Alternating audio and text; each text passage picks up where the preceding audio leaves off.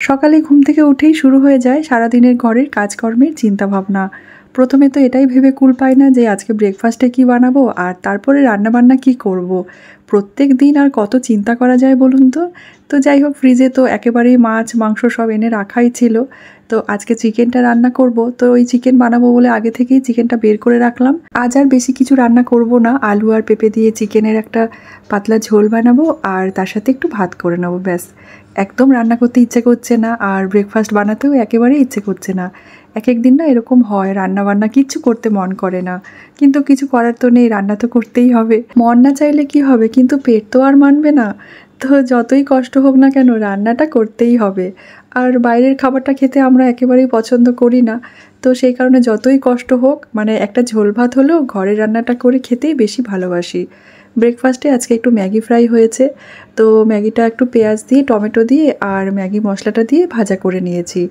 ম্যাগিটা আবার ওই সেদ্ধ করে খেতে আমার একদম ভালো লাগে না, একটু ভাজা করে নিলে খেতে বেশি ভালোবাসি। দিশা ঘরে নেই, ও তো স্কুলে গেছে, সেই কারণে ঘরটা একেবারেই ফাঁকা ফাঁকা লাগছে। ও ঘরে না থাকলে একদম ভালো লাগে না আমার। দিয়া তো একটু চুপচাপ এমনিতেই, সে কারণে দিশা থাকলেই ওর সাথে একটু বেশি বকবক করি, তো আর ওর পেছনেও লাগিয়ে আমি খুব, আর দিয়া আর আমি মিলে তো ওকে খুব রাগাই।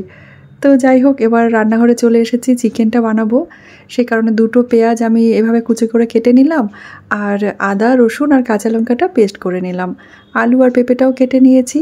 তো কড়াইটা গরম হয়ে যাওয়ার পরে একটু সর্ষের তেল দিয়ে দিলাম, তারপর গোটা গরম মশলা আর তেজপাতা ফোড়ন দিয়ে কেটে রাখা পেঁয়াজটা দিয়ে দিলাম। স্বাদ মতো নুন দিয়ে ভালো করে পেঁয়াজটাকে একটু নাড়াচাড়া করেই একই সাথে আমি দিয়ে দিলাম পেঁপে আর আলুটা। আলু পেঁপেটা ভালো করে একটু ভাজা করে নেবো, নাড়াচাড়া করে নিয়ে একটু ঢেকে রাখবো। এবার আমি এর মধ্যে দিয়ে দিচ্ছি বেটে রাখা মশলাটা। আদা রসুন আর কাঁচা লঙ্কার পেস্টটা আমি দিয়ে দিলাম আর মিডিয়াম আছে একটু নাড়াচাড়া করে নিচ্ছি। মশলাটা যখন একটু ভাজা হয়ে এসেছে বেশ ভালো মতো, তখন আমি ওর মধ্যে দিয়ে দিলাম হলুদ আর কাশ্মীরি লঙ্কার গুঁড়ো আর হাফ চামচ করে দিয়ে দিচ্ছি জিরে গুঁড়ো, ধনে গুঁড়ো আর খুব সামান্য দিয়েছি গোলমরিচের গুঁড়ো। সামান্য একটু জল দিয়ে মশলাটা খুব ভালো করে ভাজা করে নিয়েছিলাম। তারপর আমি দিয়ে দিলাম চিকেনটা আমি একটু সামান্য নুন আর একটু লেবুর রস মাখিয়ে রেখে দিয়েছিলাম।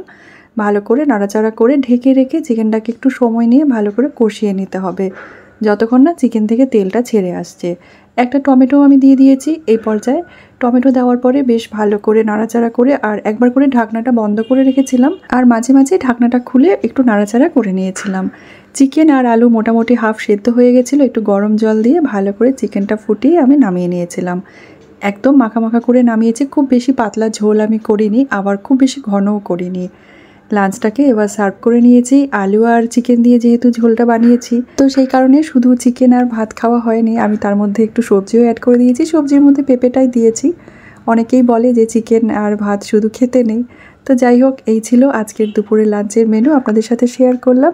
ভিডিওটা ভালো লাগলে একটা লাইক কমেন্ট করে আমার পাশে থাকার অনুরোধ রইল। ধন্যবাদ।